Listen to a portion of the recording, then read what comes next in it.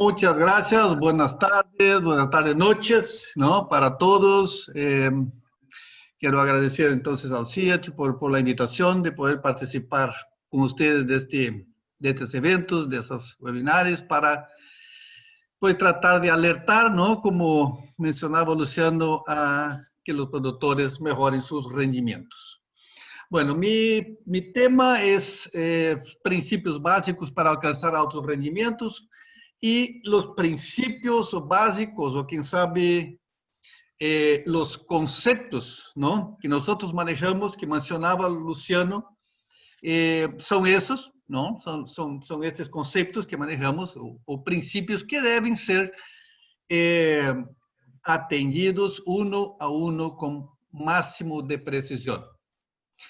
Eh, eh, Pegando un gancho con que terminaba la presentación de Luciano un poco antes, mostrando la caída de aquellos productores que aplicaron todos los puntos de manejo con más de 11 toneladas por hectárea y contra aquellos últimos que no aplicaron, que tuvieron fallas en la aplicación de uno o más de estos puntos de manejo. Vean que esto es eh, el, el, el, el error, las fallas cobran un precio alto. Es muy fácil perder rendimiento. Ganar, mantener es más difícil. Entonces nosotros, dentro del FLAR, dentro de los programas de transferencia de tecnología, manejamos siempre estos puntos, ¿no? Como los puntos básicos para alcanzar altos rendimientos. Y ellos van a funcionar desde Chile hasta Estados Unidos o hasta China. Donde quiera sembrar arroz, tenemos que hacer algo, cumplir con estos conceptos. Entonces, yo voy a hablar un poco de cada uno debido al tiempo que tenemos. Voy a hablar un poco porque normalmente yo hablo mucho más sobre cada uno de esos temas, ¿no? La adecuación de suelos, la fecha de siembra, la calidad de semilla, el control de malezas, fertilización y, al contrario, control de malezas. Como jueves tenemos un evento específico sobre eso. Estaré brincando este punto hoy para dejar para hablarlo todo en el jueves. Y el tema de manejo de agua. Entonces, iniciamos con lo que es la adecuación de suelos. En cualquier lugar, así como ahí en Bolivia, ¿no? Sea secano o sea de riego, nosotros hemos insistido muchísimo con el tema de adecuación, de preparación anticipada del suelo. Sabemos que tenemos que cumplir con una fecha de siembra y tenemos que hacer control de maleza, tenemos que sembrar primero con calidad estas áreas, hacer buen control de malezas y después tenemos que regar estas áreas, ¿no? Irrigarlas. Y si nosotros no la tenemos bien adecuada, nosotros vamos a cometer muchas fallas como las que ustedes acabaron de ver cuando los productores cometieron o que pasó con ellos, ¿no? Entonces, para iniciar, para comenzar un buen manejo, una buena finca arrocera, nosotros tenemos que, primero de todo, pensar en adecuar este suelo, ¿no? Y no necesita tener un equipo de $200,000, un tractor de 500 caballos, con equipos de última generación, y sí, unos aparatos sencillos como son las lamplanes, las niveladoras multiláminas o algo que pueda emparejar el terreno, que puede hacer algún tipo de drenaje, ¿no? Y hacerlo con tiempo, con bastante anticipación. ¿Para qué? Para que cuando llegamos al momento de la siembra, no tengamos que andar corriendo desesperado en preparación, o está muy seco y no se deja arreglar el suelo porque se forman terrones dependiendo del tipo de suelo, o entonces caen lluvias y usted está haciendo puro lodo, ¿no? Barro, batiendo, ¿no? Y eso no se acomoda nunca, ¿no? Y acabamos por sembrar en estas condiciones. De ahí para adelante todo ya está perdido. No vamos a tener buena germinación, no vamos a tener mal establecimiento del cultivo y vamos a tener problemas serísimos con manejo de malezas, ¿no? Sin hablar de la respuesta de los fertilizantes. Entonces, Esto es un punto crucial, fundamental para cualquier sistema en cualquier lugar. Preparar su suelo con tiempo y cuando llega el momento de siembra, usted estará apenas preocupado en hacer este labor, sembrar con calidad, ¿cierto? Entonces, ese es un punto muy importante. Dentro de lo que es la preparación de suelo, la anticipación, ¿no? Que podemos hacerlo luego que termine una cosecha o mismo en época seca, ¿no? Como decimos este año en Panamá, sea en zonas niveladas, sea en zonas de ladera con taipas, entaipado, tenemos que tener nuestros drenajes, ¿no? Esos son parte fundamental, porque independiente del sistema que usted va a utilizar, seja un pré-germinado, sea una mínima labranza, es importantísimo, fundamental tener esos drenos funcionando, porque en cualquier uno de ellos nosotros vamos a necesitar en algún momento sacar esta agua, ¿no? Sea en un sistema para sembrarlo en tiempo, inicio de lluvias que va a permitir, o mismo para después de un pré-germinado que necesiten drenar o hacer algún manejo, poder sacar estas aguas rápidamente. Entonces, esto es fundamental, drenajes y dentro de la preparación anticipada para poder cumplir con aquellos demás puntos de manejo que son esenciales, ¿no? Bueno, sobre fecha de siembra, entonces, esto es Bolivia, bastante tiempo, 2008, 2009, pero eso no ha cambiado mucho, con excepción de algunas, ¿no? Puede cambiar un poco los números, pero la tendencia es de que, ¿no? Las lluvias tengan esta distribución, sejam son mayores en diciembre, enero, febrero, ¿no? Y comienza a caer en marzo, eso no ha cambiado mucho, ¿no? En el primer semestre hasta octubre, poco menos, y que la radiación siga subiendo hasta noviembre, se mantenga por ahí hasta enero y después comience a caer. Eso no cambia. Bueno, entonces, aquí vemos exactamente lo que mencionaba Luciano. Si sembramos los que tienen riego, y por eso ustedes en Bolivia deben hacer todo esfuerzo para cosechar agua, para guardar esta agua, para encontrar formas, ¿no? De regar su cultivo, de tener un arroz de riego. Vea, si ustedes siembran en agosto, ¿no? Ustedes van a tener su fase reproductiva, ¿no? Que va del primordio hasta la floración plena, más o menos dentro del mes de octubre, ya con 450 calorías, ¿no? Y con una condición de menos lluvias. Aquí usted tiene potencial para 8 a 10 toneladas. Como mencionó Luciano, Bolivia sí tiene condiciones de cosechar 8 a 10 toneladas, ¿no? Pero si usted siembra en secano, en noviembre y diciembre, y ahí no hay nada que hacer, porque por eso el secano no tiene futuro, ¿no? Cosechar 3, 4 toneladas hoy en día es fatal, eso es mortal para un productor, ¿no? Ah, pero el secano no gasta menos, gasta igual, ¿no? Solo no tiene riego, pero también no tiene rendimiento. Entonces, ¿qué hay que hacer? Con el secano, sembrar cuando inician las lluvias. Y ahí perdemos el mejor de todos los puntos, lo más importante de los puntos de manejo, que es la fecha de siembra en momento adecuado, que va a coincidir con alto rendimiento cuando te siembran en época lluviosa. Aquí todavía tiene un poco de alto rendimiento, pero vamos a tener altas temperaturas y tenemos mucha lluvia. Y todos ustedes que son arroceros, que son técnicos, que manejan arroz, saben lo que es un arroz en fase reproductiva, en floración, ¿no? Con 80 centímetros o hasta con 1 metro de agua, como yo mismo vi una vez por ahí, por Santa Cruz, por alrededores ahí, agua casi en la cintura de uno en un arroz en floración. Eso es fatal. Entonces, esta es la condición para Bolivia. Mejorar su reserva de agua, ¿no? Porque hay lluvias, ¿no? Y sembrar en esta época. Punto 1, fundamental. Esto aquí demanda todos los demás sistemas de siembra. época de siembra, perdón.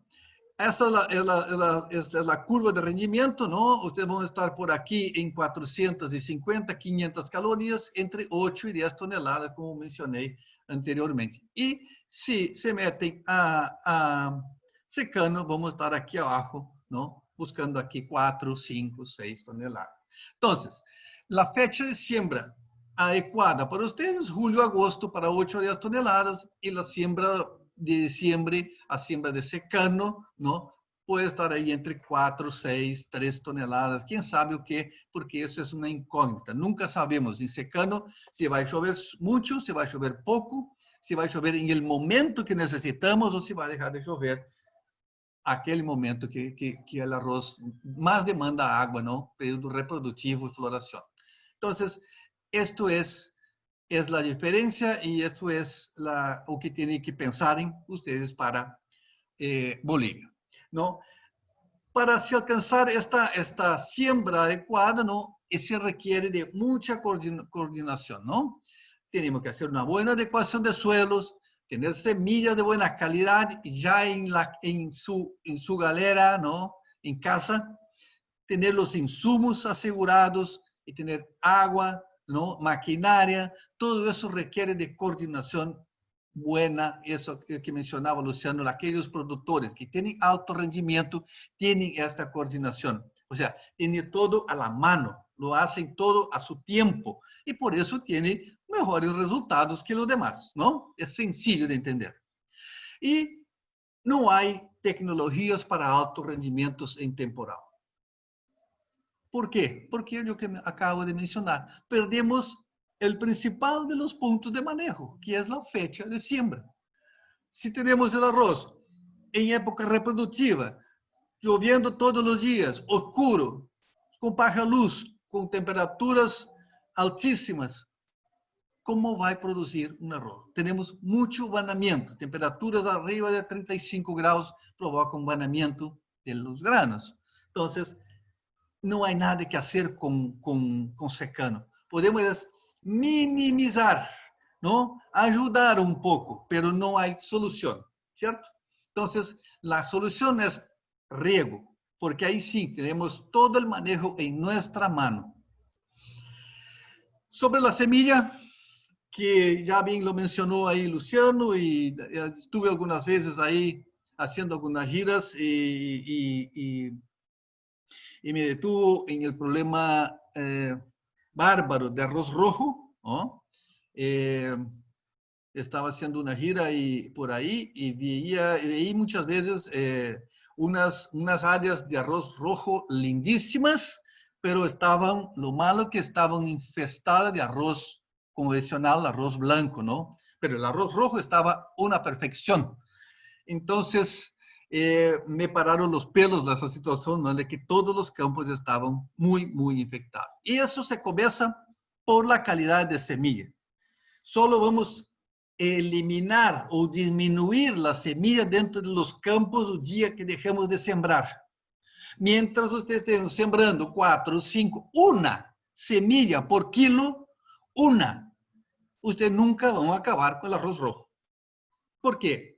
Porque hace todo un gasto para eliminar nacencias, para aplicar herbicidas y se inventa un clear field y hace mínima labranza y después todo eso pensando en eliminar arroz rojo y después siembra arroz rojo en la semilla. Entonces es un jalón de orejas, ¿no? Que los dejo en este momento. Esta es la situación normal, ¿no? Cuando encontramos semillas de mala calidad, ¿no? Mezclas, semilla que dicen por ahí, ¿no? No sabemos si es una variedad, son una mezcla de variedades, granos mal formados, ¿no? Tenemos bajo vigor, tenemos problemas con germinación, miren la cantidad de enfermedades que vienen, cómo se va a regular, calibrar un equipo para distribuir un tipo de semilla de ese que tienen, ¿no? Una variabilidad de esta clase, ¿no? De tamaños y pesos de grano, ¿no? Entonces es muy complicado y además eso... Bueno, eso yo saqué de una sembradora para que usted tenga una idea, ¿no? Eso estaba siendo sembrado y por eso está aquí. Y el principal de los problemas que viene es el arroz rojo que traen ese tipo de semilla. Uno de esos granos aquí puede ser uno de esos caballeros aquí que está disfrazado ahí en el medio. Entonces, repito, no vamos nunca de disminuir el arroz rojo de los campos mientras estemos sembrando cosas como esta aquí, ¿cierto? Entonces, no hay manejo que solucione este problema. Si usted siembra un tipo de semilla de esas, no hay nada que hacer.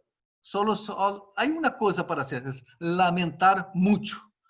¿Por qué? Porque usted no va a tener ni vigor, ni germinación, usted no va a tener el potencial de la variedad, no está aquí en este tipo de semilla. Entonces, es un punto también para poner el dedo, ¿no? Y pensar en solucionar eso. Tiene que bajar a cero la semilla. Cero o cero. Porque uno es mucho. ¿Cierto? Ahí sí, ustedes comienzan a limpiar los campos poco a poco. Sembrar semilla certificada no disminuye el arroz rojo. Dejamos de aportar, pero aquellos que están en el banco de semillas siguen germinando. Entonces, todas las tecnologías conocidas, ¿no? Para eliminar con agotamientos, con quemas, con sistema Clearfield, todo lo que conocemos y pues, sabemos hacer deben seguir haciéndolo, pero dejar de sembrar. Va a llegar un momento que vamos a convivir con el arroz rojo, ¿no? Bueno, entonces, respecto a densidad, ¿no? No quiero aquí decir que usted tiene que sembrar 80, 90 o 70 kilos. No, yo quiero que ustedes entiendan el concepto. Que cuanto más semillas sembramos, tenemos plantas más débiles, ¿no? Más flojas. Ustedes que tienen esas siembras más tardías y después llueve y usted tiene ahí 60, 70 centímetros de agua sobre el arroz, eso no puede ser, si usted tiene un arroz débil, ¿no? Eso se va a la cama, a vuelco con mucha facilidad. Entonces, cuanto menor la densidad, ¿no? Cuando vamos bajando, vamos teniendo plantas más fuertes, tallos más fuertes, plantas más tolerantes a intempéries, a golpes, ¿no? Por lluvias, por vientos, y con eso tenemos el arroz más, pues, salvamos este arroz en algunas ocasiones. Entonces, entender este concepto de que puño de arroz no es puño de cosecha, ¿cierto? Eso es un equívoco que muchos a veces me hablan sobre eso y yo tengo que contestarlo con mucha vehemencia. Entonces, este es el concepto, ¿no? Disminuir para poder tener menos semilla con más calidad. Esto, bueno, sería entonces el control de malezas. Vamos a dejar para jueves, les invito a conectarse a esta misma hora para hablarnos específicamente, ahí sí, todo el tiempo solamente sobre ese tema, ¿no? Hoy estamos mezclando, estamos hablando sobre los puntos de manejo, un poco de cada, pero esto lo voy a dejar para jueves comentarles en totalidad. Apenas como una entrada, ¿no? Comentarles que el control debe ser siempre temprano, ¿no? Ahí en la tercera para cuarta hoja del arroz, y el arroz no puede iniciar macollamientos disputando, ¿no? Con las malezas, ¿no? Eso es fatal para el arroz, las pérdidas son bastante grandes y vamos a hablar sobre eso específicamente otro día. Entonces, controlar con herbicidas selectivos, agotamiento, con previas controles, con preemergentes y postemergentes después. Sobre fertilización, este es un tema interesante, es una pregunta que se deja aquí, que la fertilización puede funcionar sola, ¿no? ¿Y cuál es la respuesta? Es que no, ¿no? La fertilización tiene que estar ligada, pegada a un manejo integrado. Si usted tiene una mala adecuación de suelos, ¿no? Una cultivar que no tiene potencial productivo, que usted sembró fuera de fecha. ¿Qué va a hacer el pobre fertilizante? ¿Va a solucionar algo de esos? No. Entiendan que cada uno de esos puntos debe estar hechos a la precisión, a perfección.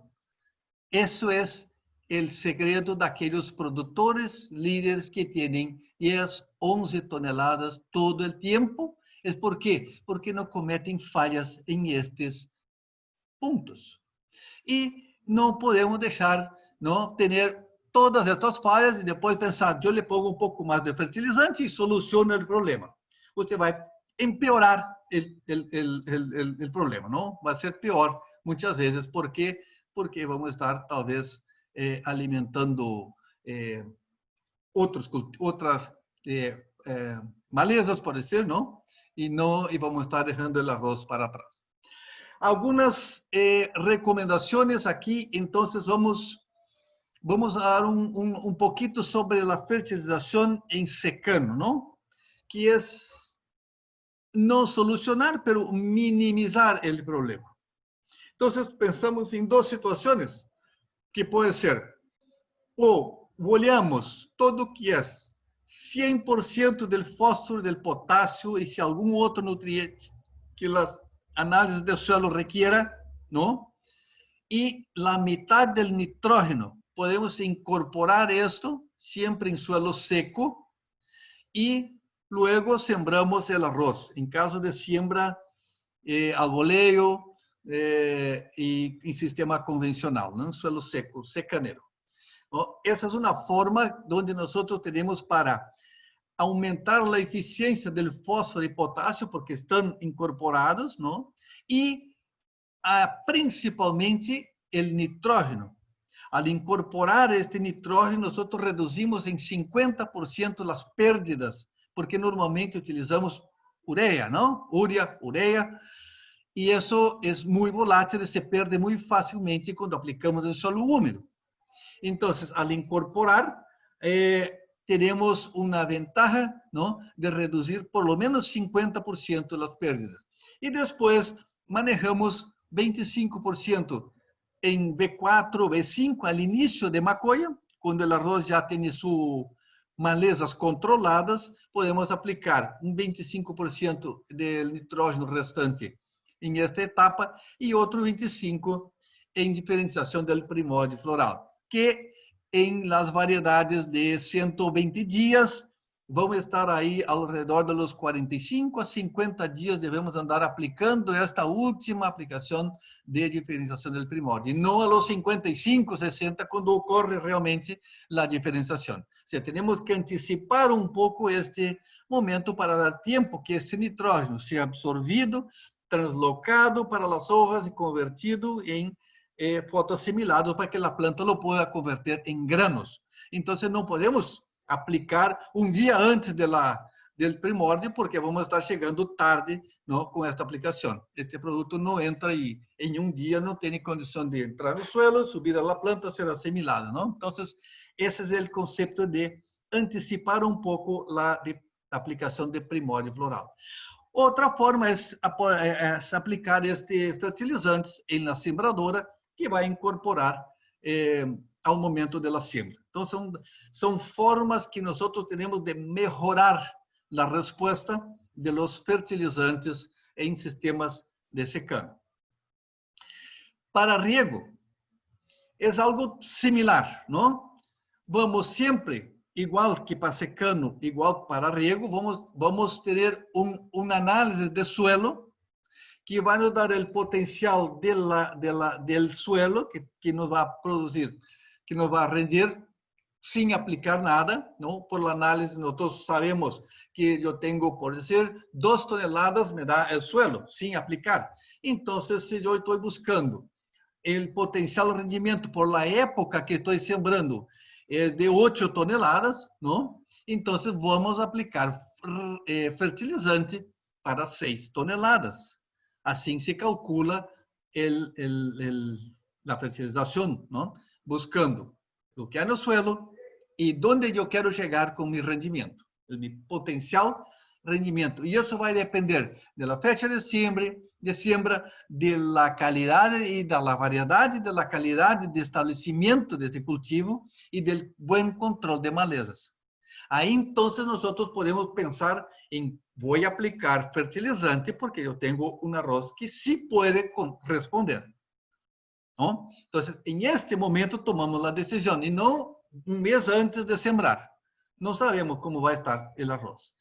¿Cómo podemos manejar esto? Aplicando el NPK da mesma forma que mencionei para secano, não? Pode ser formulado, pode ser, por exemplo, um 5-20-30, um 4-18-28, qualquer fórmula que vocês utilizem e que lhe mande a análise de suelo.